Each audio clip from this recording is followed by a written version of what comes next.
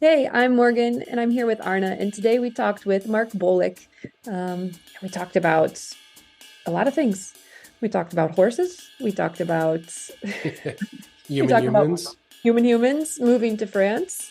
Yes, as a child, transitions, big jumps into the deep end. I think it's a beautiful story. I think a lot of people will recognize it, and it's about how do you actually grow, and what are the things that you do to kind of grow as not just as a human being, but also as a professional, but also just as a person that I don't know.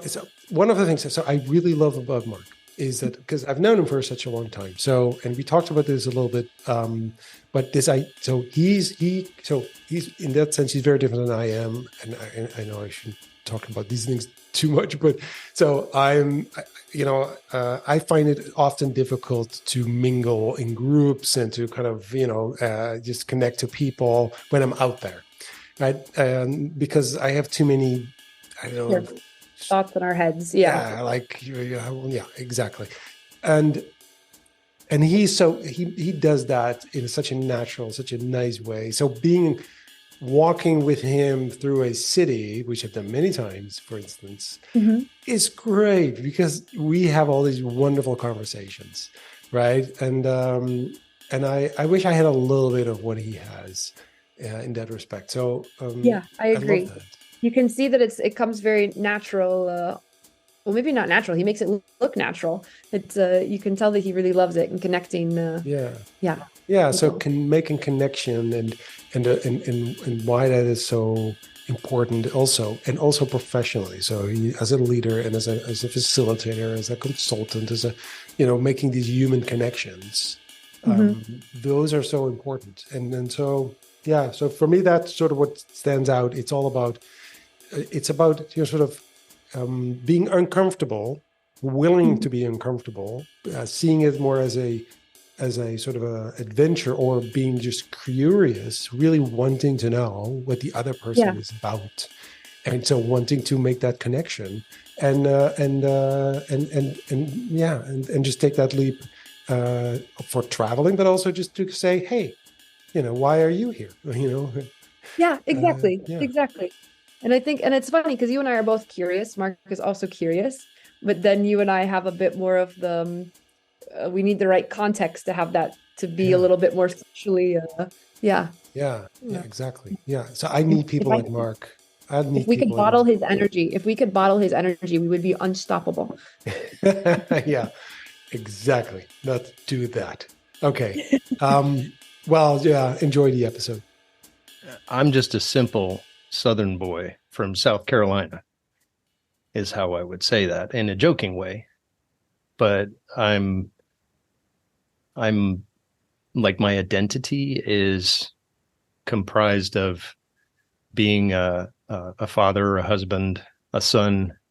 Family is really important to me, and then I'm also like I self-identify as a recovering engineer. I have an Mhm. engineering degree, and um, I guess I'm a student of the world and a student of people, and really enjoy getting to know my fellow human wherever that might be, and love to travel, love to learn from other people. So those are the kind of things that I think I would say if I was sitting next to somebody in a bar stool, like, "Hey, how you doing? Where are you from?" So I'm actually from South Carolina and here in the US, and have made a couple of tours over to where you guys are in Europe. Early in my life, when I was 12 years old. Well, start like before that, I was born in Clinton, South Carolina, named after not the president, somebody else. And my father was not with the military. Most people ask, like, was your dad with the military? He was, but not when we were growing up. Uh, he did his stint and got out, but we moved to New York State for about a year and a half, and then to New Jersey outside of the the big city, the Big Apple, in the 70s. And yeah, it was a interesting time to be outside of New York City. It's not the city. It wasn't the city then that it is now. It wasn't a nice place. It's a lot of pollution and a lot of, crime and stuff like that. But it was still growing up outside of New York City, and that it had a big effect. A lot of the kids and the families that were living there in New York City or New Jersey, were the parents were driving into the city, and so it was pretty close. That had an effect, I'm sure. Cosmopolitan sort of thing. So that was like 6 years. That was the elementary school years, except for I started my first grade in New York State in Corning, and then I think it was halfway through school, I went to New Jersey. It was weird because I remember they were teaching some kind of new math in New York State, and then I went to New Jersey and I was kind of like behind. Like a new method to teach. Yeah, it was some kind of new method or something like that. And I was like, I wasn't behind. I was always behind. I was like, trying to catch up. But anyway, when right at the time that I was the top dog in the school, it was grades 1 through 6. It was like April, my dad got this job with Michelin, the tire company. And, my parents sat us down at the table. I'm from a family of 4 kids, and said, okay, got some news. We're getting ready to move again. And we're like, oh no, and so they said, we're moving to what age? I was 12. And they say, we're going to move to France. And we're like, wait, that's that's far away, and we don't speak the language, kind of thing. So we picked up, and the thing was, because I was the top, in the top level of the school, we were getting ready to do all the fun things, like go on the field trips and have the field day, and all that stuff was like 2 weeks away from when we left. Yeah. I was so mad. But anyway, so we moved to France. The other, to add insult to injury, as my family is one of our family sayings, when I got to France, that they were still in school, but for XYZ reasons, my parents and the people at Michelin that were taking care of us decided to put me in a class that was like 2 levels down from where I was.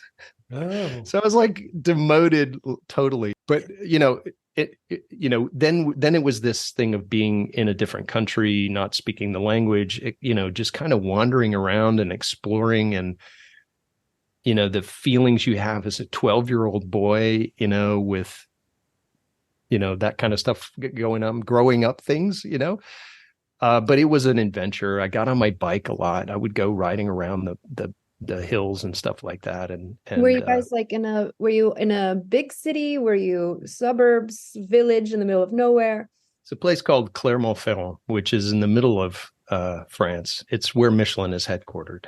And if you think of the United States version of that, would be like Toledo, right? Or in the Netherlands, it might be I don't know, the middle Den Haag or Den Bosch or something like that. I don't know. Yeah. Anyway, we were there for a year. Then we moved to.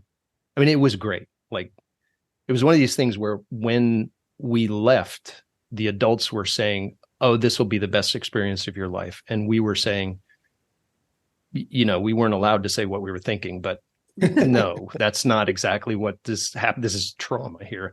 Yeah. But indeed, it was this super influential part of my life. And then after a bit more than a year, so we got over there in like May, and then we left after school the next year.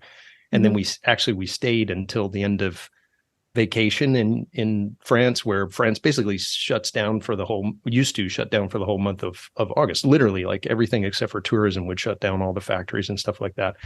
And we just got to see all this stuff. Every weekend, my parents took us.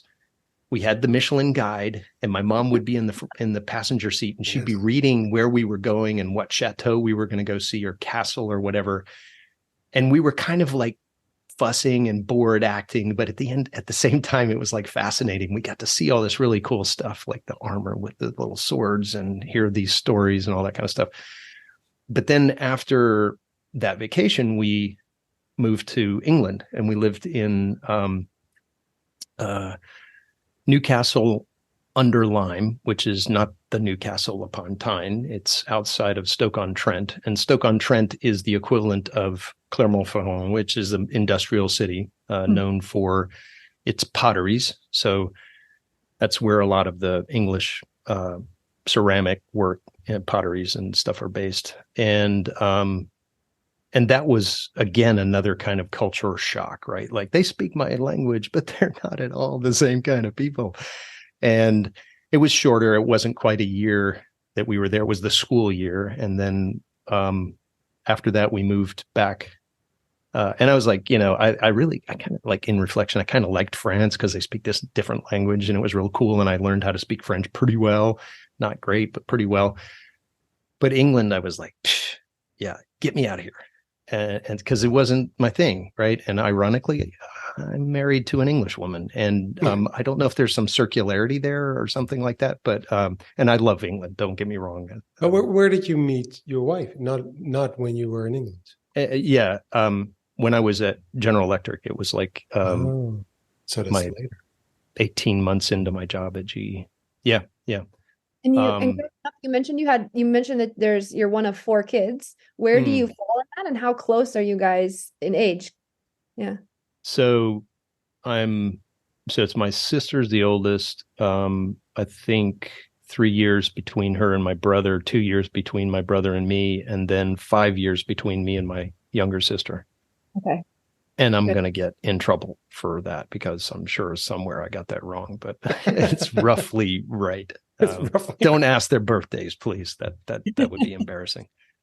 Yeah. No, but you guys are like this little gang of kids just being exploring this new And my parents were really sensitive. They would dress us up all in the same, like, rain jacket when we were walking through Heidelberg or whatever, like all these like things that we would pick up at this French supermarket called Mammut at the time. Uh-huh. And we all had matching bright orange, like, rain jackets. We were so cool. Like, couldn't tell us from the locals at all. Right? At all. No. My parents got the nice blue rain jackets, but we had the bright orange or bright red or something. Little like ducks all in a row. Yeah, yeah. So anyway, we lived in England. Then we moved back here to South Carolina because Michelin's European headquarters are here. Real quick, high school in Greenville, went to Clemson University. Then I went with General Electric up to Milwaukee, and I bounced back and forth between Milwaukee and France because when I started with GE, I said I was on this training program, and they said, it was kind of like the military. You can express your interest in 3 places you would like to go, but we may or may not take that into account. And the only thing I said is, I didn't write any locations or businesses. I just said anywhere where I can go overseas. And they assigned me to Milwaukee because GE had just bought this medical division, or this medical company based out of Paris. And I was like, okay, that's cool. They said, you may not go. I mean, it's just, So anyway, I ended up going back over to Europe several times, back and forth with GE, and then eventually went back over, I guess it was early 30s, and took a job in Paris. So it didn't suck, right? Like, Paris was really nice. And especially when I was early over there, it was in my mid-20s, pretty amazing. And then I went to work for a Dutch company, and then I went and got my MBA, and then I started being a consultant at that point. And after my daughter was born, and after living 10 years in Utrecht in the Netherlands, and learning to have absolutely fluent Dutch. Nobody does that is not Dutch. That's a fallacy. But then moved back to Greenville to be near my family. One of my parents was ill with cancer, and so I came back here for that reason, and because we wanted to be either closer to my wife's family or to my family. So that's kind of the double, at least 2 big rounds from South Carolina over to Europe and back. Was, I don't know, that's the way I remember everything. It's just like a visualization in my head of anyway. Exactly.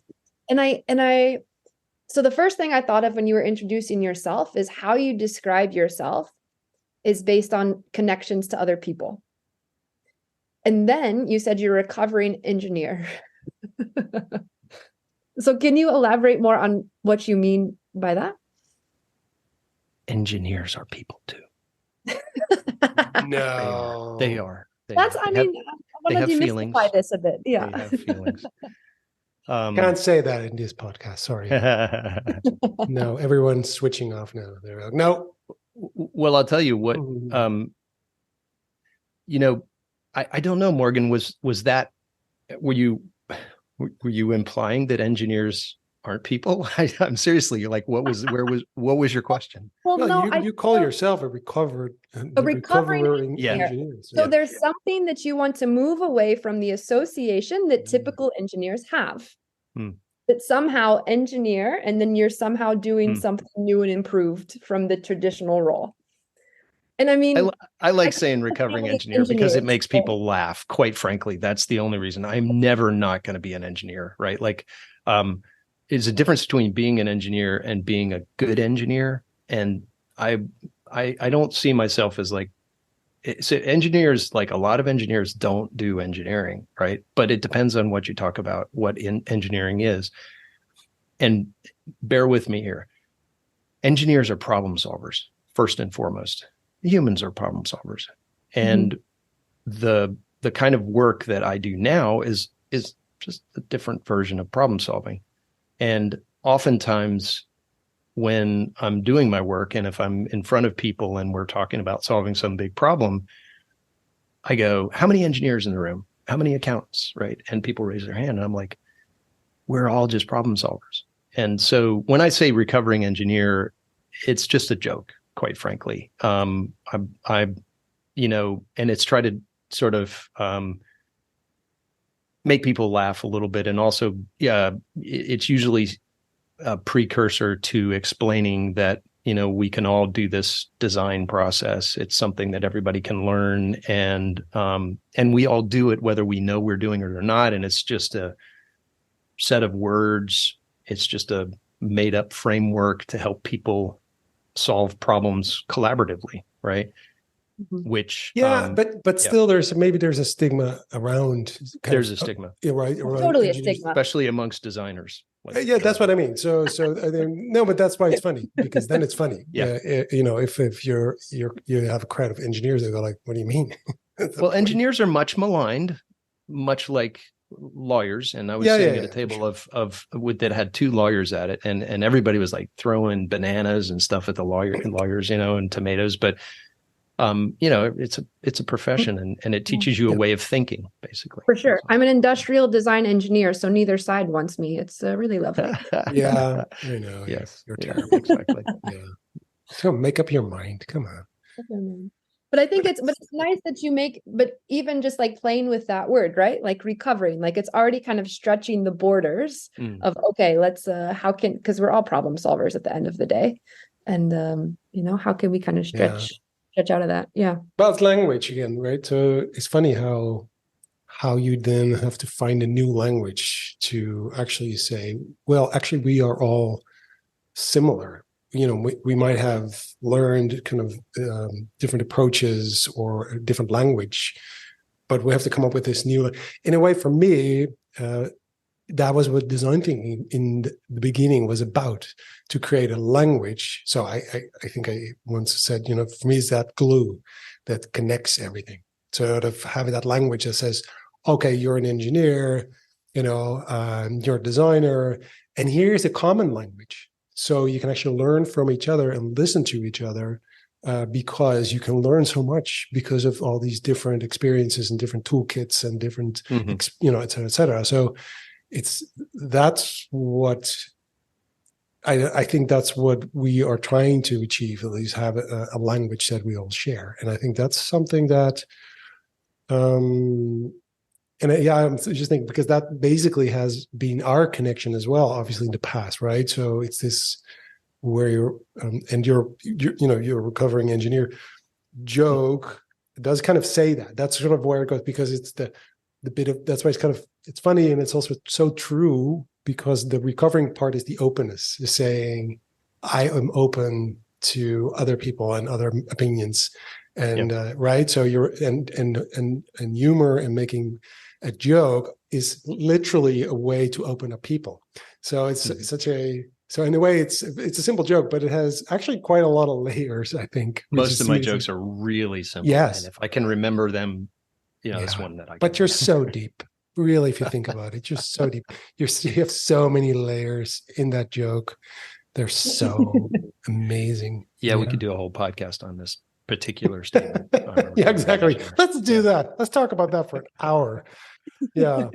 So no, I think it's such a it's also something about it tells us something about you, because you have been kind of through all kinds of transitions. So in a way, it's also part of who you are and who you became, maybe because you were kind of forced to kind of go and jump into the deep end in France and go like, no, it's. But in a way, it's interesting, right? That you and I have kids, and we thought about moving to I mean, even moving to another city, let alone another country, and actually we didn't. But in a way.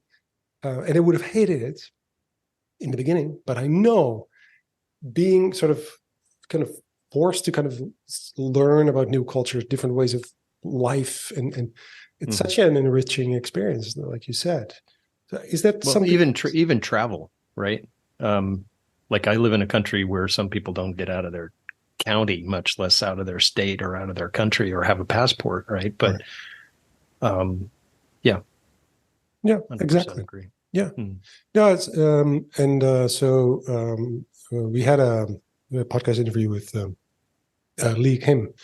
You know her from her wearable traces. I sure do. And I've got one. I would go get it if you'd give me a second. But no, I'm not. I can't put it on over my headphones. Amazing. Yeah. No. Yeah. Exactly.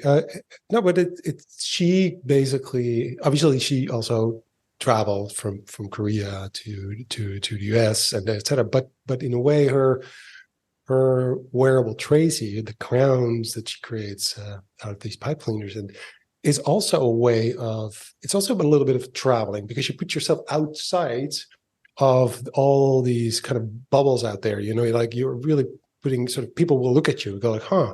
And so you'll have new meetings that you would new conversations you would never have. So in a way, travel, even if you don't leave your country, you can meet other people, right? You can go on the same bus every day, but you are able to, if you're willing, you can have a conversation with someone new every day. That's such a, I don't know. I love what Lee does, and the way she describes it. She has that video where I think it's one of the. I don't know if it was New York Times or New Yorker. It's the New Yorker did the video on her, and the way she describes it is, at one point she says, she just loves how it opens other people up to come up to her and ask her what it's about, right? And that's a really interesting story. It's fascinating, right? Her whole backstory and everything, but just the wearable traces, and that, like, that's a dumb name. Like, who would ever come up with that name? But it's because she didn't think about it, right? Like, it was just, this is my friend that it was around Tracy's birthday or something, and she made it, and it was like, blah, blah, blah, this is my whatever. And then it just blossoms out into this huge creative thing. And what I love about it, and kind of what we're talking about, is making connections with other people and being curious. That's a natural thing. And sure, that's something that I'm like really into. And I guess I don't believe in the duality of introvert and extrovert, but I do do skew towards extrovert in certain situations. I've learned not to be intimidated by going up and talking to people and approaching people and like, you know, you're in a thing and you're on this journey of life and somebody's next to you in the supermarket or whatever. And you just say something, you know, wow, these vegetables are beautiful, you know, like whatever. and sometimes, or better, like you're in a weird experience with somebody, like you're standing in a line or something like that. And of course you could just like cross your arms and just kind of sit there and wait and look away. But what's the fun in that? You're just wasting your life. You know, why not just engage with people? And, you know, I'm not saying I can do that all the time, but that's how it's like, you just rack up so much experience. It's almost like life is a game, and the more you can experience, the better. I'm not judging what kind of experience. It could be a lone experience. It doesn't have to be a in-person experience, you know, two people, but and then it's the conversation that comes out of that, right? You have no idea really, unless you're acting, and even then, what somebody's going to say back to you, right? So it's kind of the unexpected. It's exploring people's personality and the context and all that kind of stuff. It's just, I love that. And that's very like a very American trait as well. Of course, not all Americans are this way, but just that willingness to make this small talk and chit chat with somebody at the grocery store. If I tried to do this here, it would be it'd be skeptical at first, and then they would say something, but the immediate reaction is skepticism and kind of, okay, why are you telling me that these artichokes are beautiful? Like, I'm doing my shopping. Could you just leave me alone? Okay, please. Exactly. Yeah. Dinner by 6, please. Yeah.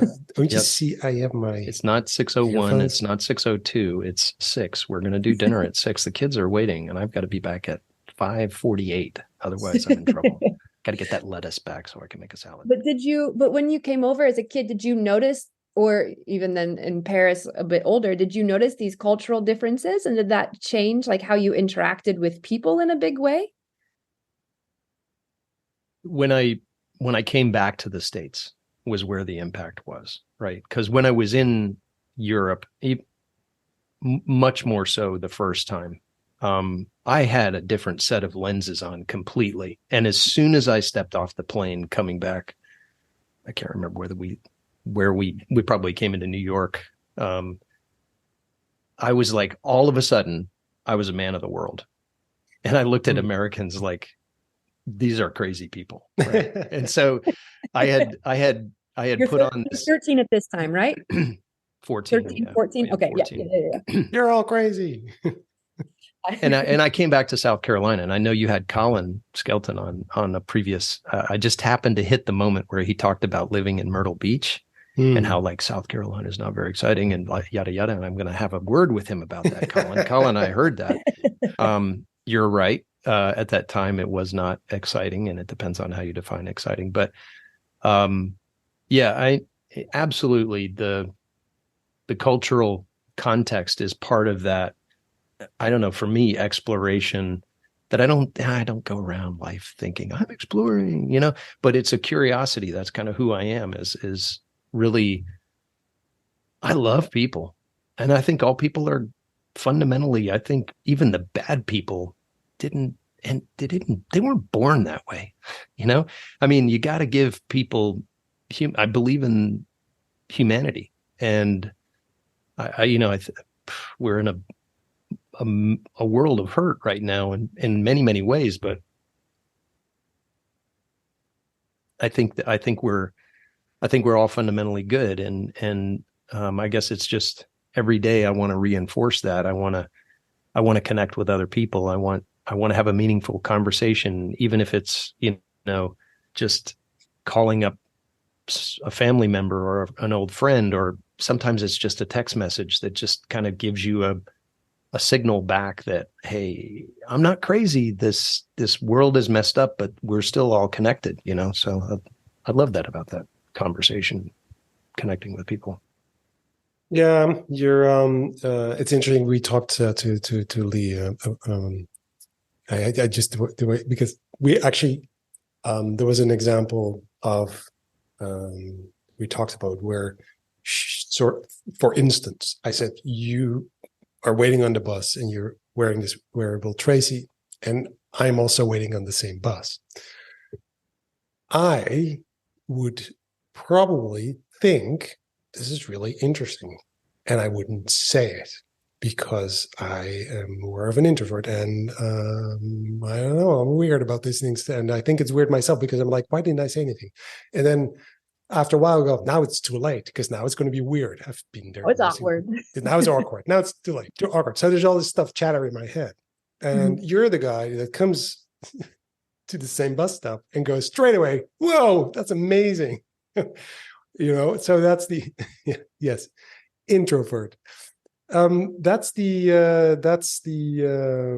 well, it's not introvert, but so you can be different people in different times.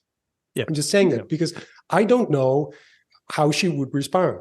So in my mind I go like, maybe she doesn't want to have a conversation. No, I think she does. Why else would she wear it? Yeah, but listen to me. So there's all these things that I try to kind of figure it out. And then I go, why don't I just say so? And then there's people like you go like, wow, this is amazing. What are you wearing? Why is that? And then you have this amazing conversation, and I'll be there listening in, but I'd be like, yeah, I can't join in now. This is really weird because I've been here for an hour. It's like, right? So, hey, why didn't you say something? I mean, you were here before me. Yeah, exactly. Didn't you talk to her? You didn't notice that hat? I didn't. Oh, and then I'll go like, oh no, I didn't see it because I'm so embarrassed that I didn't say anything. So that's part of my life is like that, and also part of my life is not like that. But you can be different people at different times. Sure. But I'm very jealous of people who can be spontaneous without thinking. Like, how would that person? What does that person want? Would they like to have a conversation? Is it okay? Maybe they don't want to, or what is their intention, et cetera, et cetera. I have too many voices in my head. This sounds really bad. I'm going to edit this out. Anyway, but I think that people who have, as you call it, trauma, but as a child, traveling, seeing the world, I think that, and not only enriches your personality, but also you've seen so many options, and you've seen, you've met so many people. You have been in moments where it has been awkward, or you were alone, or you had to make a connection because you were in a different culture, etc. So being uncomfortable, and that's also what Lee Kim said. She's wearing it. She wants to be uncomfortable. Is one of the things that quotes from her. It's beautiful, yeah. Which is like, you want to be uncomfortable. Yes, and I know, and that's also. But in a way, you go. I want to have a job abroad. That's not being. I mean, because you can do it, but it's also willingness to be uncomfortable, to get that adventure, because an adventure is typically kind of not comfortable. An adventure is like, oh shit, what's going to happen? Oh my God, and curiosity is also about not being comfortable. It's like, I don't know what's going to happen. I'm curious. So the willingness to be uncomfortable. I love that, the way she put it, like, I want to be uncomfortable. Like, yeah. Oh, it's such an interesting, but you have that, right? And do you think that was modeled, like, because of course your parents made the decision to move the family abroad and put you in this situation that you wouldn't have chosen for yourself, sixth grade. But do you think that your family also models or created this kind of like open and environment where you're constantly pushing yourself? Or is this more also something you kind of discovered for yourself? Like, hey, because of this, it's something I want to keep pursuing. Yeah, we're a product of our environment, right? So I can't say no to that, Morgan, because they created the environment, and so I think that the things that we did, the fact that our parents took us on all these little adventures, all the time, whether we liked it or not, was their way of saying, look, we got to make the most of this. And they had lived, well, so my mom is from North Carolina, and don't think she did a lot of traveling before she met my dad. But my dad, his father was in the military and in the army. And so he grew up moving all the time. I think he has lived in, like, I don't know, 20, 30 different places, houses. He has a hard time counting them, to be honest with you. Yeah. And he talks about, his adventures, and I think it's just awesome listening to your parents' stories, right? But it's clear that both my mom and my dad, like, modeled, whether consciously or unconsciously, what they had experienced. And my mom and dad moved when my dad was in the Army after he got out of school. He was in ROTC, and they went over to Germany, and he was stationed over there. And my mom was, an Army wife, if you will. And my sister, my older sister, was born there. And so obviously they had that in them, and they transferred that for sure to their children. No doubt. All of us are that way. I think it's just kind of nature of the beast, really. You can't avoid being influenced by it's nature versus nurture, right? So yeah. Yeah, I just realized that all the people that have been on this podcast, I think I should go back and check, but I think probably 99% of them all had a similar experience of traveling as a child with parents that moved around. I think traveling is a big component of people that are,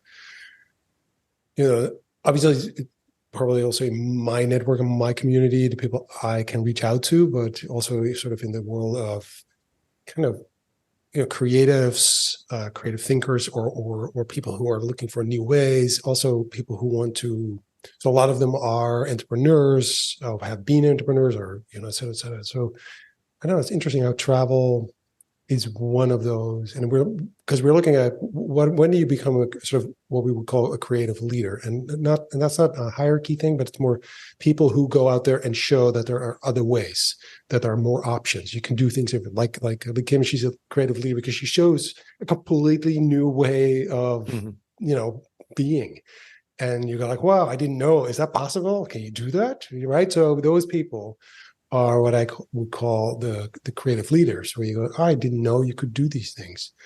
And it doesn't have to be big things or that, extreme. It can be small things, but travel, I think it's a big component of how you become comfortable with the uncomfortable. At least that's what I think.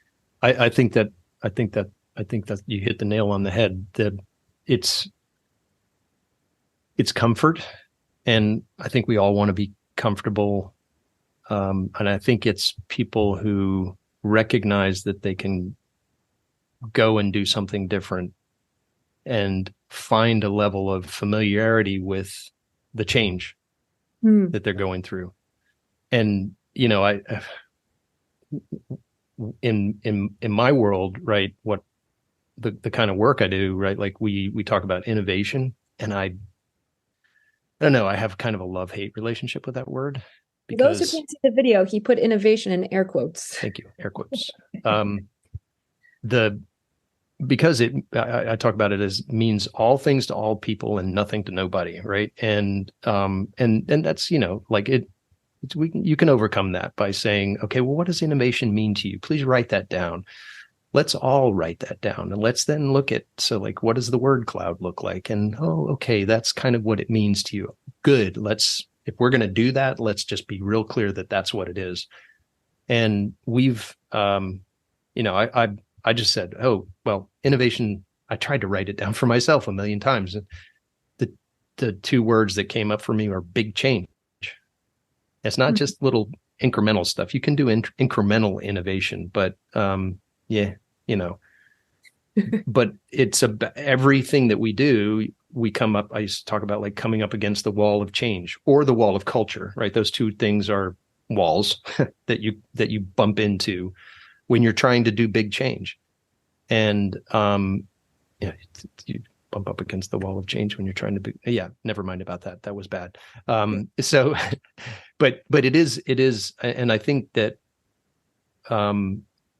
that optic of Lee Kim about getting comfortable with being uncomfortable, certainly getting on the New York subway with a bright pipe cleaner hat thing on, has got to be a little bit uncomfortable and then I assume, I don't know what the word is to use, but I guess that she's probably comfortable being uncomfortable in that way. But I guess there are some days she wakes up, because she does this, for people don't know this story, she does it every day. She makes a new, I assume she's still doing it. She did this for years, like 2 or 3 years. Every day she makes a new pipe cleaner hat. And there've got to be days when she wakes up and she's just like, I don't want to do this. I don't want to do this. Or, it's raining outside and, whatever. She's just not, I don't know. What does she do? Put a hat on? No, she shouldn't put a hat on. She's got an umbrella or whatever. It's the wind's blowing and all that kind of stuff. It just becomes like an issue. Right. But I do think that one of the things about getting people to create new stuff, whatever that is, to be creative, especially to be collaboratively creative, they have to get comfortable with the change, get comfortable with being uncomfortable. And it's magical, right, Arna? When you do something in a group or whatever, or just one-on-one with people, and you kind of experiment and you play with that and you say, okay, what was that like? And they're just then introspect on what was happening to them, both physically and psychologically, mentally, about what discomfort is to them, right? Like, I'm perspiring and, I'm really nervous and all these other kind of things. And I was like, okay, good. You're seeing those signals from your body. You're seeing those signals in your mind. Get in touch with those, because we're going to have to do a whole bunch of that. Right. And you'll get sort of, it's not desensitized, but it's getting comfortable with the fact that you're going to have to go through that process for a while to get to that destination that you're trying to get to, both as an individual and as a team. Right. So, yeah, it's growth. So you feel, the pain is the growing, that's, and become called change, but it's growing. It's so biomimicry, right? Like you exactly. Pinch off the little thing on the flower, and so that more energy goes to the places you want it to go. Yeah, right. Exactly. Yeah, for sure. So I think we're not we're somehow and if you do a lot of training and coaching, you start to see that some people are there just to consume some information, but they don't want to really be uncomfortable. They just want to consume stuff. They were like, "Oh, tell me what's the book I should read," or show me a tool. But if you really want to kind of coach people and change, then they need to be uncomfortable. They need to be. There's no other way. There is no other way. You have to go like, Yeah. This is but people don't want to be uncomfortable, right? So how do you get people? How do you look? I mean, this is what the change thing is all about, right? It's getting people to be comfortable with being uncomfortable, like we've talked about, and that's resisting like an innate human, I don't know if it's a behavior, but characteristic. Mm-hmm. And I think we're seeing results of that all over the place. And I think that technology in some ways is pushing us more and more into where everything has to be comfortable. Yeah. Right. Yeah. And we have to be comfortable with our tribe, and you are comfortable with your tribe. And that's kind of like the opposite of the travel thing, right? Is to stay with your tribe at home. Yep. Mm-hmm. and be comfortable. Yep. And the way the world is going right now, it's kind of pushing us back into the tribal sort of what is comfortable, and our consumer society wants us to be comfortable with everything, right? Yeah, exactly. And so it's really, yeah, it's hard to get people to wrap their head around the need for that. And society as a whole is a whole different thing, because we're going to have to go through a boatload of change, like fundamental economic, political, everything is going to have to change if we're not going to survive as a species the way we are. It's just everything No. is going to have to change, right? So yeah, Yeah. I'm talking about climate. If anybody has any doubt about what I'm talking about, yep. That's the only change we need. Yes. Um, there's a really nice quote that I keep bumping up to in my work. People want change, but they don't want to change. Yeah. And that's the, how can we? I like to challenge that. Yeah. Yeah, Bring it. because I think people I think people don't want to lose control, or they don't want to have a sense of, they don't know what's going to happen, because it's not a matter of wanting to change. They're changing all the time. We change all the time. We just change. This podcast has changed. It's a good point, Arna. I'm just going to take it. Because all right, I'll stop talking. I'm going to give you that one. Do you think they want to be in control? You're right. Absolutely. 100%. Because also, like, a lot of the change that happens is also not subconscious, but just like it just so either so small in the background that we're not aware of it happening. But like you also say, that you're bumping into this wall of change. Like it's big, it's scary. It's okay. We're up with our nose against this big thing. And do you think that's also a part of it, like the steps? Because you also talked about I don't know. Yeah, you have to break it down. I don't know. I mean, I think, Arna, you made a great point. I'm never going to say that again, but you made a great point that it's about giving people. It's on record, literally. On record, like you can play it at the beginning of the pod, and at the end of the pod, you can actually use it as your intro for every podcast from here on. Arna, you're right.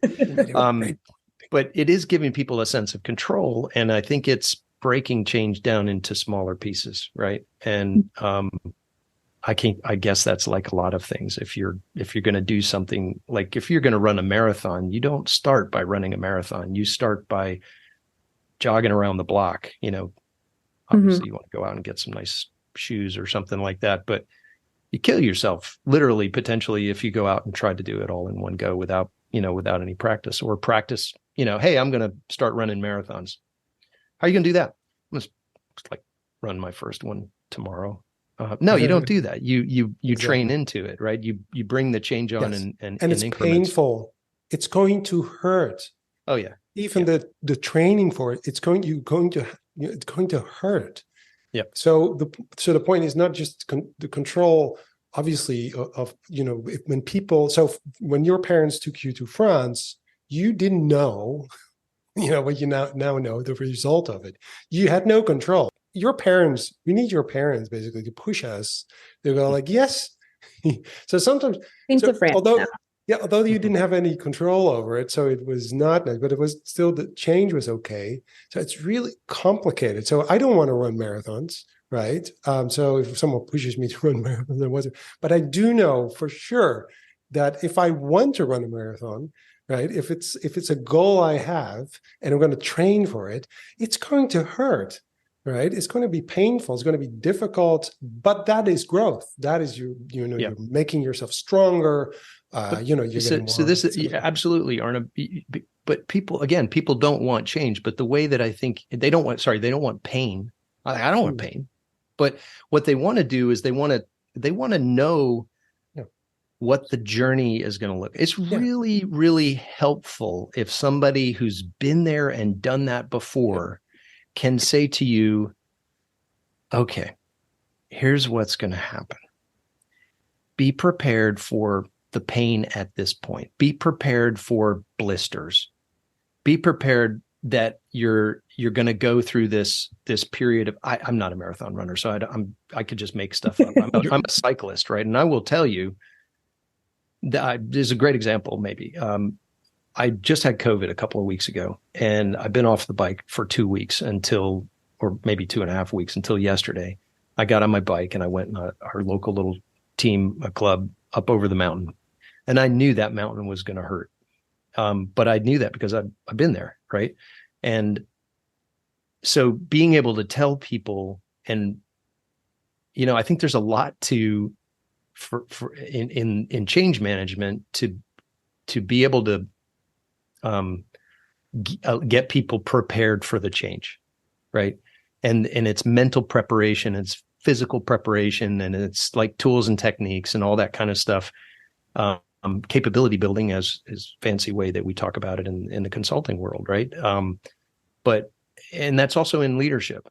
Leaders, good leaders, will be able to prepare people for what they're going to lead them to do. That's a safe space.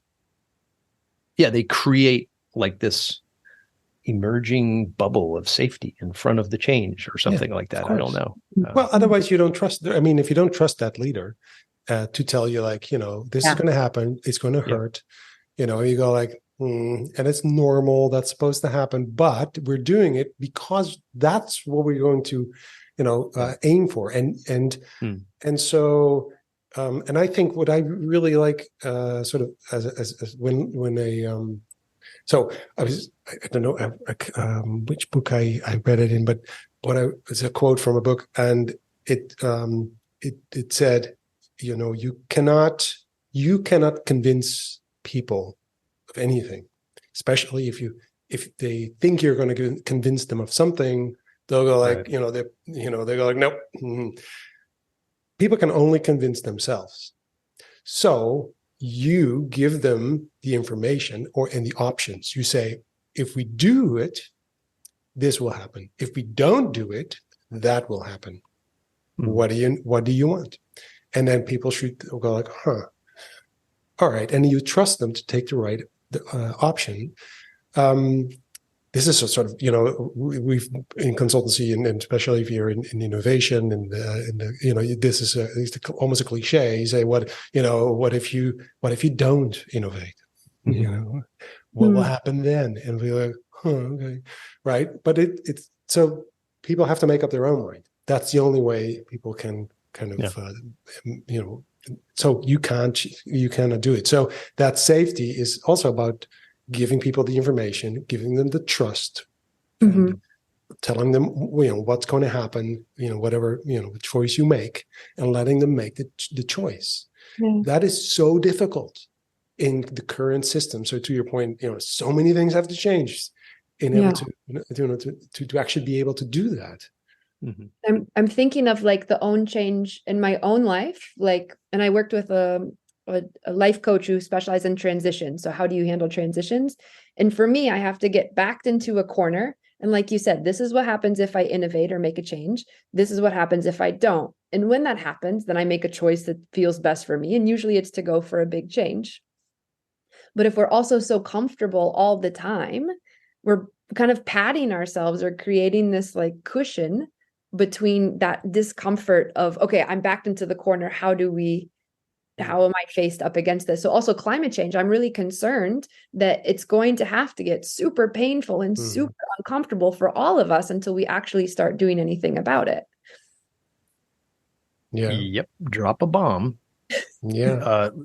All right, Morgan, folks, that's the end of our podcast. Do you want us to respond to the we got to change a lot? Yeah.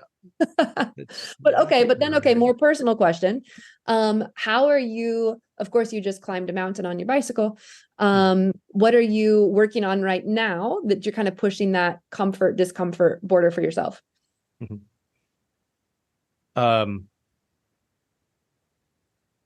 I think the thing I'm working on for myself is how to motivate other people. And it's exactly what we've been talking about is it's a constant learning process for me to be able to help other people in the right way at the right time, bring the right resources to them. And I'm also fascinated with this leadership thing, right? Like, what does that really mean? And do I want to be a leader type of thing? And and that's a big learning journey, right? I think even the best leaders in the world are probably thinking about that constantly, right? Like, am I doing the right thing? It's interesting because yesterday I happened to catch this little clip on LinkedIn that was about Colin Powell. You remember him? He's the guy that got up in front of the Security Yeah. Council and said, "We absolutely have detected, weapons of mass destruction in Iraq." We'll never That forget. Colin Powell, the guy whose hand I shook when I graduated from college, he was our keynote speaker. But he talked about when he was in uh, yeah, battlefield school, sometime when he was a young lieutenant, about leadership, and this was interesting. It really hit me. Said, as a great leader, something like this: you when you're cold, don't show them that you're cold. When you're hungry, don't show them that you're hungry. And if you're scared, don't show them that you're scared. And I'm like, hold on a minute. And that's a military like mindset, if you will. It's a classic leadership mindset, right? And I was like, that's got to be like totally against everything I think and believe. Although there's got to be truth to it as well, right? Like, it's leadership style and so forth and so on. And I mean, so breaking it down, I'm like, that's totally the antithesis to the be vulnerable leader type of thing, right? Like, but he did say that it's also about being a servant leader. And I can totally get, and this got me kind of thinking, is like, there are times when you should not show people that you're scared. You want them to your point earlier, Arna, you want them to trust you. And he did talk about trust, and that's how, and so that got me thinking about like this difference between, the vulnerable part of being a leader, which also helps to build trust, and the part of the leader, which is like, I see no fear, to use an exaggerated way of putting it. So I discuss. I have a story, which is, we were on vacation and we went to Italy, and we were on an island, and my daughter really wanted to rent a boat, and I was like, okay, because you could go to all these islands and beaches and stuff like that. So we rented a boat, this kind of dinghy, not too big, but a little fast boat. And so I have a little boat at home, but we never been on the open sea, if you will. And so we were going to one of the islands, and then we wanted to go around one of the islands. That would lead us basically to open sea. So because the islands would shelter you from the wind and some of the waves, and so we went on, and then the waves were quite big all of a sudden. And and this dinghy is light, and my son and wife were sitting all the way up front. So, and that would go like 2 meters up, and then boom, smash down on the water. And then my son was going like, "Mom!" She was yelling. He was really scared. So, to your point, I showed that I had no fear whatsoever. I actually sang a song. I'm like, "Yeah, no, this is really funny." And I'm like, "No worries, it's okay. I'm fine." He looked at me, "Is it?" And I'm like, "Yeah, it's fine." And I was like, You were scared shitless. holy shit. What the hell what have I done? What have I done? I got to get out of here. So I was like, oh my God. So literally what you just said, there are moments, a time when you're like, it's okay. No worries. We'll get there. No, this boat, you look at it. Yeah, it's fine. Yeah. Right. And I always try to be the more open, vulnerable. That's a bit more my style, but to bring it back and knowing when to use which version, I think that can be really powerful. Because if you're only the fearless, brave, nothing impacts me ever, that's not reality.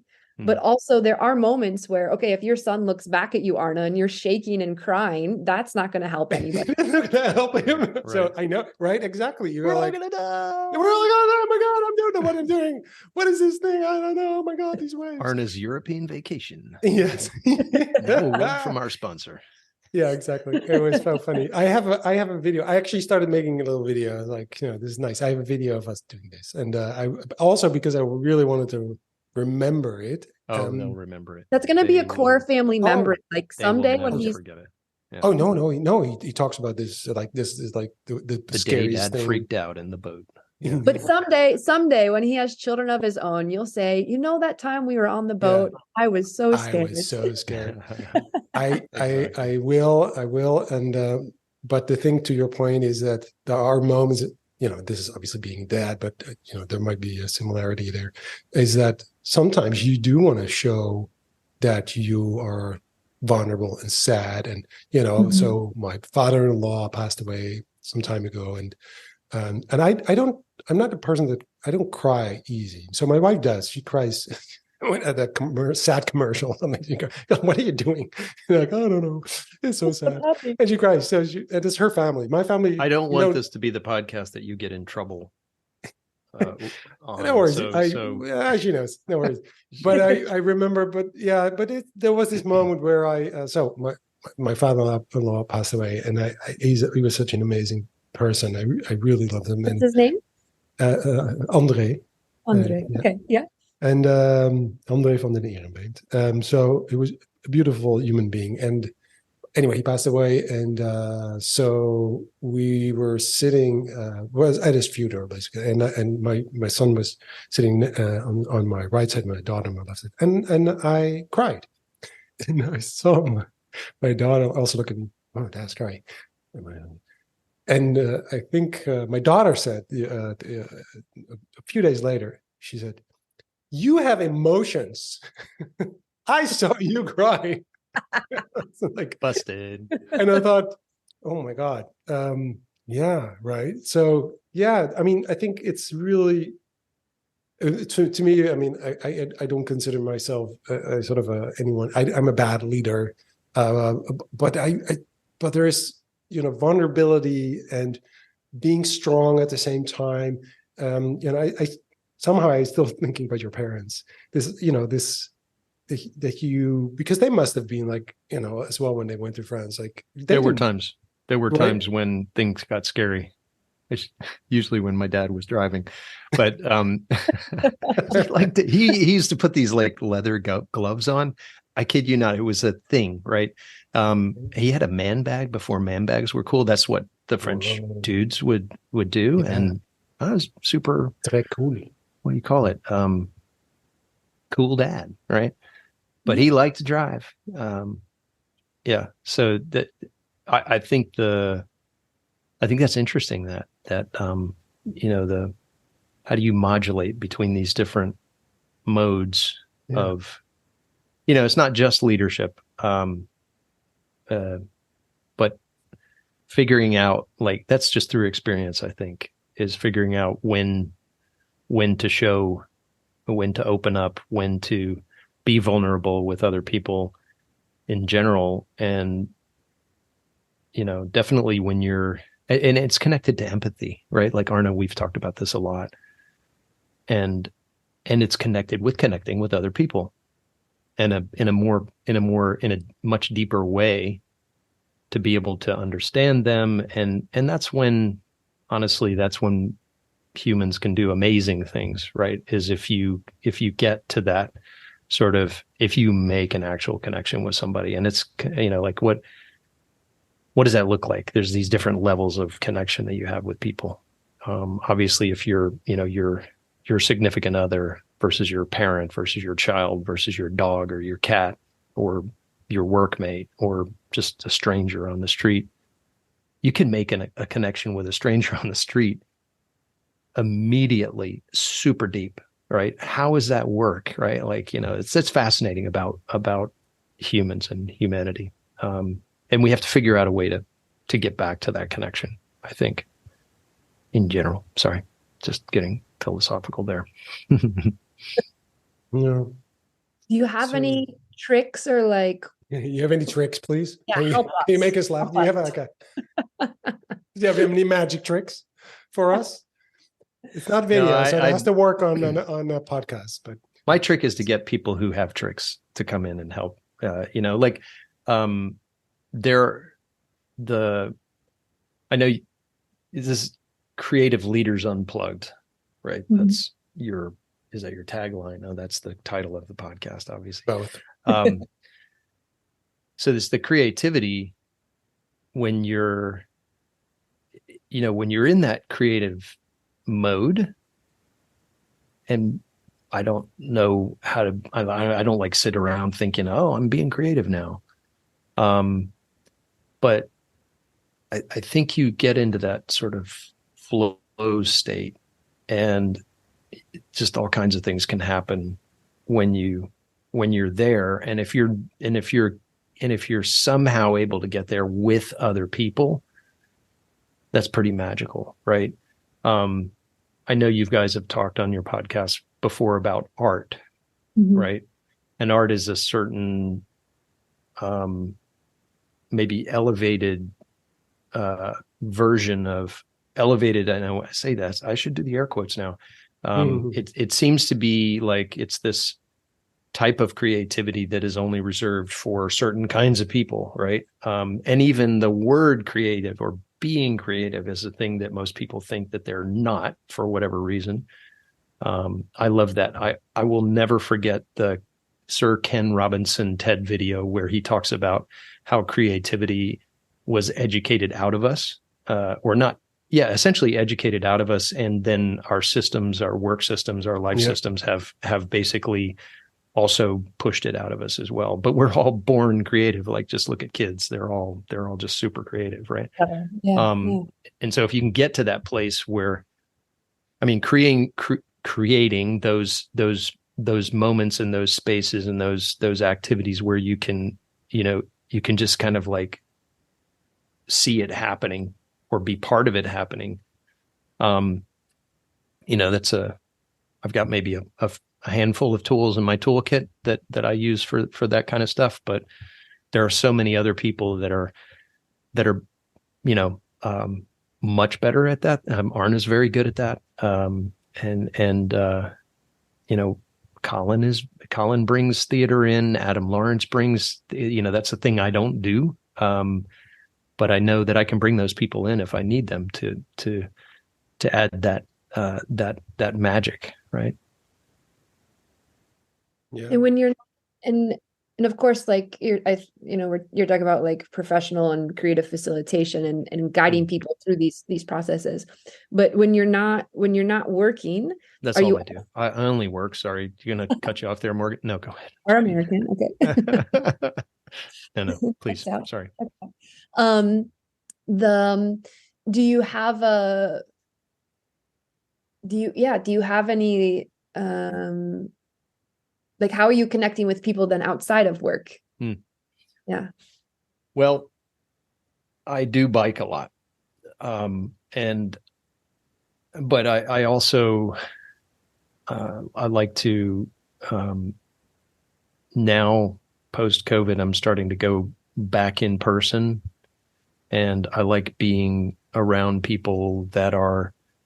Um, just the other day, I went to a startup um, event, and it was like a day of listening to people here in Greenville, South Carolina, in the startup community, and it was great to go back. Like probably 5 years since I've been to the last event, and see how things have grown. So that's fun to jump into something that, again, where you can kind of learn and listen, where you don't feel like you have to, it's not performative. You don't have I bring my business cards, believe it or not, and like pass them out or whatever, and use that as a way of hopefully making a new connection with people. Um, just having a meal with somebody, with people, with friends. I'm very appreciative of the fact that I'm in a city where both of my parents live, or three of my parents, actually, three of my four parents, because my parents were divorced. And then also having other family and I talked about travel and all that kind of stuff. I don't, it's maybe I live a boring life. I don't know, but I do. I love traveling, and I'm getting ready to go to Brazil for the first time and go to South America for the first time. So I get a lot of charge out of mixing business and pleasure and being able to do some fun stuff with ideally with and we have the gift, and I have to thank Arna for this in large part, of having a network of colleagues around the world that we can do work with, but then we can also, they can take us around and show us, and we can do some fun stuff together. So I really enjoy that.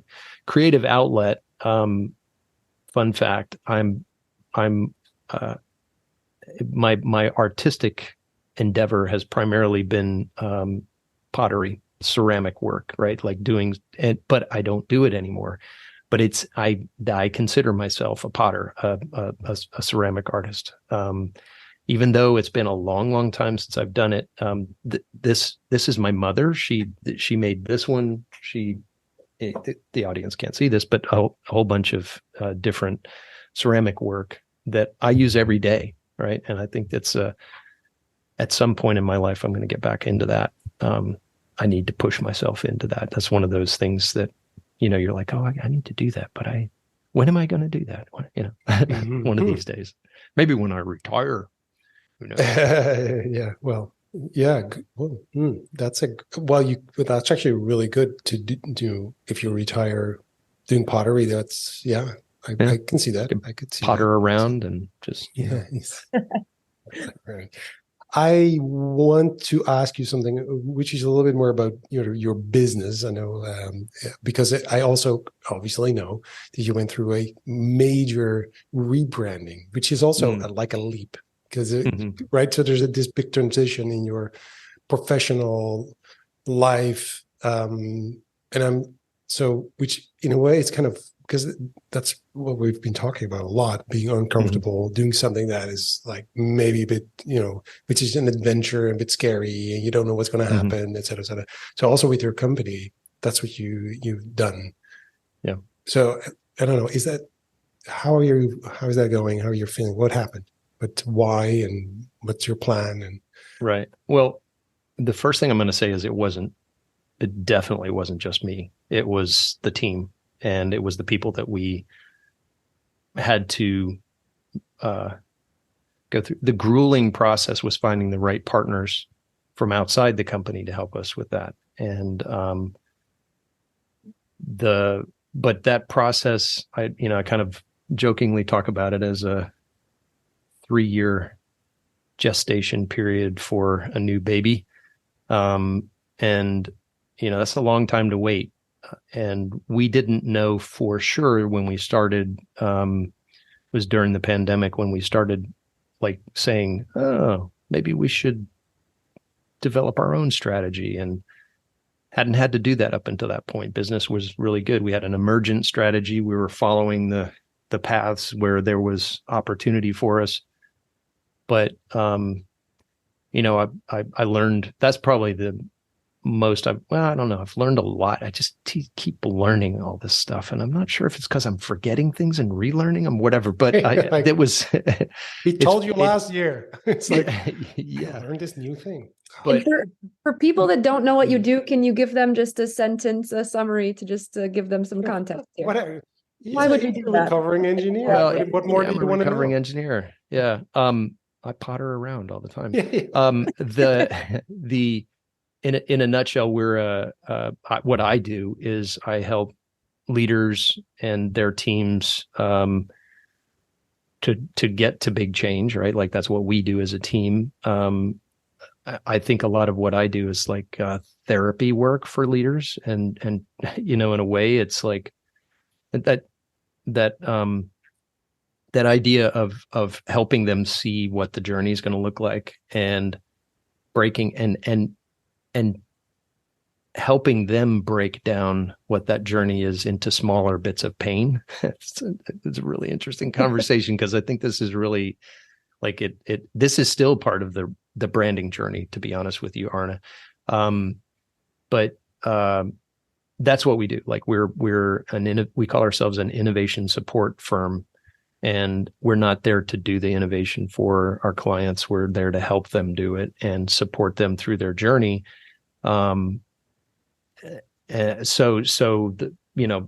That's in a nutshell. And we still we talk about the brand as a spin out from Design Thinkers Group, and that's how Arna and I know each other.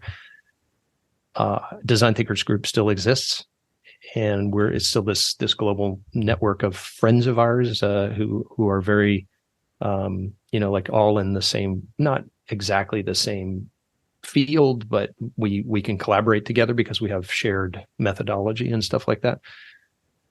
And the new brand is Reshift. And so look, that was a hard name to come up with. Like, we went through a gazillion names, and we did several different rounds of coming up with a name. What was the worst name? The worst name.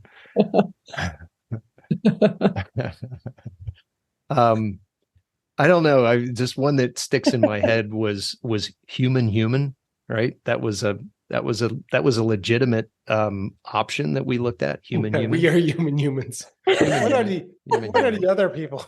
They're just the normal humans. Who are you? We are human. Yeah, it's like, did you hear it the first time? We are human. Yes. I mean, I joke because like that at one point was like a real candidate, and we were like, could that work?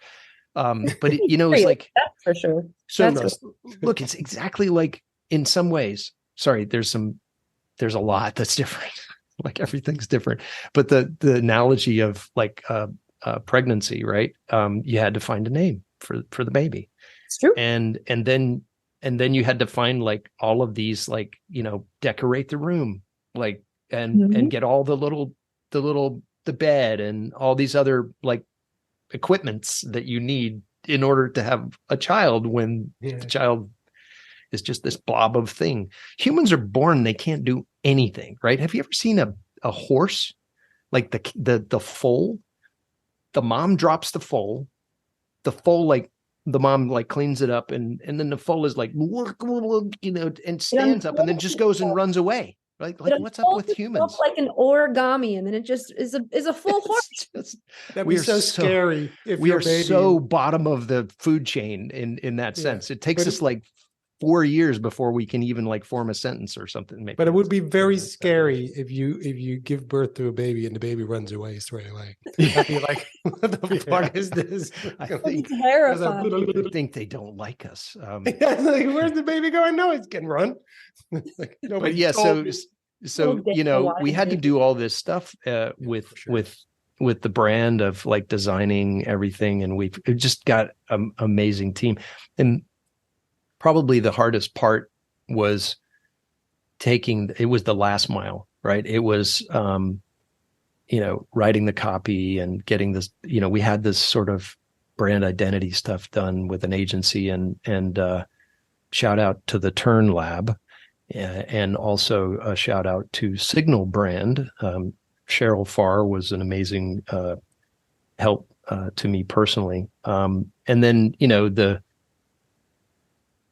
was just a total learning journey, and in many ways was a manifestation of us going through a big project, just exactly like we help our clients go through, right? Like, it was huge change for us. So it's kind of like this meta thing. We start with doing that's all a good this name. Meta. We could have done that, or just meta. Yeah. Yeah. So like, we'll just double down on the meta. We're meta. We're human. Are you human? No, we're meta. Stop. Have you seen the horse? It runs away. It runs. Like, we're going to cut this, right? For sure. No doubt. Okay. You can't have laughing in a serious podcast. Okay. Let's get back to I'm sorry, Mark. Understood us, Mark. No more smiling. I can see you smiling now. Not good. Okay. Who was talking? Yes. So you guys went through this birthing process. Oh, thank you, Morgan. Last phase was the hardest. as similar to childbirth, or so I hear.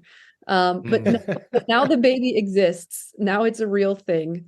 What's Mm. happening? Where are you at in the child rearing process with Reshift? Well, so you also as a dad, don't you have the experience? So for me, maybe for mothers, it's probably similar, maybe worse. But I'm a dad, and it's the only because I Careful. can't imagine being a mother. Yeah, being careful. Oh my God, this is all going Yeah, wrong. I think it was However, worse for the was it? the female Yes, in totally. the But scenario. yeah, oh yeah, my God, yes, but, for sure. But still, if you have the baby, yeah. I didn't want to watch it. So you get Do I have the to be baby. here? Yeah, the baby's there. Yes, the baby's here. You're going to be You part have of to this. be here. You This are is going going to hold on to my hand, and I am going to cut off yeah. all of the circulation in your fingers. Yes. So you have the baby. So that's your brand. But to me, one of the moments that if you have that baby as a Mhm. as a parent, Mhm. then people come and they want to hold your baby. Because the first thing what Yeah. happens when you have a baby, you have to Yeah. kind of let go of your baby. Yeah. And they'll go Oh, like, yeah. oh, there's a baby. Can I have it? Like, oh no, it's really. really, What are you going to do with it? It's a little bit, should be a little bit with with the brand right now, when you kind of said, okay, there we are, here's our new logo and our new thing and the website and the whole thing. And because people are going to do stuff because you have no control over what people then make of it, right? Mm-hmm. Well, that's like art, right? It's exactly like art.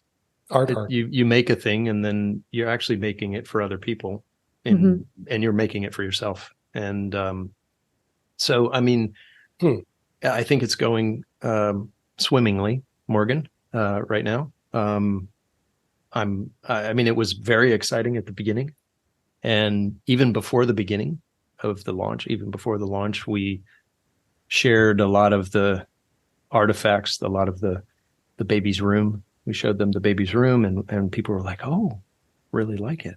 And what was interesting is, when we believe in this whole process, right? Like, it was like reinforcing the belief of going through something like systematically with people who have been through it before, right?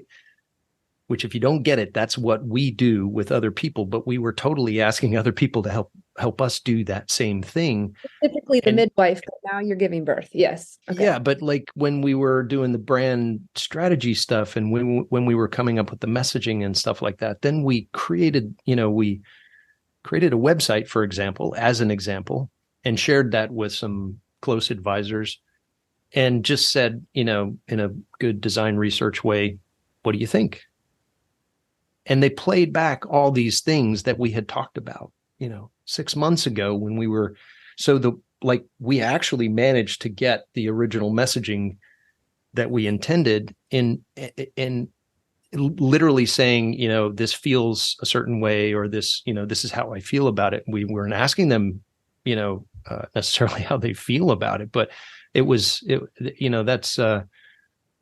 it's been a really interesting creative journey. And as I said, our like the team of Reshift is a fantastic group of people. And my partner, Steve, Elizabeth, and then all the consultants in our team are just amazing folks. And they're a part of what we're doing now. Like, we're trying to let the world know who we are, and that's kind of where we are. And I don't have kids, so this is all speculation, but I hear that you have a child, and you could say, oh, this comes from him, and this comes from the mom, and you can kind of start to see where things are coming from. Right. But there's also always going to be some personality trait or interest that you're like, where did that come from? I did not expect that. Mm-hmm. Have you guys encountered that yet with Reshift? By the way, with kids, that's not a good thing. You just have to be with Reshift, not yet. No, I don't think so. Okay. It's still early. Like, it's 2 months into the new brand, and quite frankly, we launched in mid July, and we that wasn't originally the plan. And I was initially a little bit concerned about like launching in the middle of the summer when everybody's on vacation. But like we totally said, oh, well, this is going to be a good thing because we can do it. And it's kind of like a soft launch, allows us to work out some of the kinks. We didn't really have all that many kinks. But anyway, just to say that September in the US and probably in Western Europe as well is like, that's when people come back from vacation. And that's when, you start engaging. So, that's what we're doing. It feels really good to have the new set of clothes and the new name and all that kind of stuff. And it's a new identity. But we, Arne and I were talking about this before we started. We still are the same people, and we're still doing the similar work, but it gives us, I think, a stronger story to tell about, and a much clearer. It's based on the strategy. So brand is only based on strategy, something we know, but when you go through it, it's actually, oh yeah, really, yeah, they build a strategy before you build the brand. So yeah, it's working. It's working well, I think. What's the future going to be like? What's your plan? What do you see the next 5 years, 10 years? What do you want? Come back to the climate thing. I think that's going to be if there's just no doubt that it's already starting. You're starting to see more and more people talking about it and like ringing the alarm bell. And most of those people are really brave because they're, the risk of standing up in a crowd of professional people and saying, people, the house is on fire, right? You can get accused of being Cassandra, and like, that person's always whining, and there's just, it's a ballsy thing to do. And I think, that's going to just intensify. And I think, I hope it does, because I think the house is on fire. And from the other thing I think that is a massive change that's happening around us is the nature of work and the relationship between employer and employee, if you want to use those antiquated words. And I love that, because I think this is where we need to really transform the way that work gets done, and even the way that, as the economic system changes, those of us who are old enough remember when people were freaking out about robots taking everything over, right? Like in manufacturing. And as it happens, what the technology optimists were saying back then is that robots are going to take over the dangerous jobs that are physically demanding for humans to do, and do them better. And then humans are going to learn how to program the robots, repair the robots, and design the manufacturing so that it manufactures better stuff at better quality than humans could do. And I'm sorry, that is the case. And that is exactly what happened. And now, of course, we're all thinking about AI and how that's going to transform everything. And I'm a technology optimist. I think AI is going to end up helping people, but I'm also scared that it may not, right? And so there's a lot happening. I think change is accelerating, and that's good for us, because like that's what we do, is we try to help people work, in the small, tiny, little fractional number of engagements we can be involved in. We try to help humans deal with that change. But I think, Arne, the climate's going to be a big thing. Obviously, AI and technology in general is going to be a big thing. And then I'm the geopolitical situation is really weird right now. Weirder than it's ever been in maybe weird is not the right word, but scary. I think there was a time when the Berlin Wall fell, when there was this kind of like, as the French say, frisson. We was like, very strange. What is going to happen? It could be really bad or it could be really good. And it turned out for a while it was really, really good. That was a bit scary. But where we are right now, I think geopolitically is just, it's like it's a bubbling cauldron, and maybe climate can bring us together. Maybe technology can help us address these things. Or aliens. Human. Or aliens. Yeah, that's Alien. That's the A in AI, isn't it? No, maybe that's what it's all. Oh, I'm joking. That's the aliens. Well, no, but it's something that is outside of our control at a certain point, and it's going to, and it's so big that you need to go and collaborate. In a way, we've shown a little bit of it during the COVID crisis and the lockdowns. There were moments where we felt, hey, we can actually change dramatically. 100%. Yeah, absolutely. Right. And so to me, the positive side of that is that we can never pretend that we cannot change, because we did it dramatically. We had lockdowns, shutdowns, like boom, everything was like, whoa, and remember what happened. People all of a sudden started to make these connections with other people. Absolutely. And we're really caring about one another. Yeah. And why was that? Because there was this like wave of empathy that kind of spread across the world. It's like this shared experience that everybody, I mean, maybe this is a little bit of an exaggeration because we're in the Western world and we're in the Northern Hemisphere and yada, yada, yada. But there was this simultaneous thing that was happening to all of us all at the same time, more or less, some time delays here and there.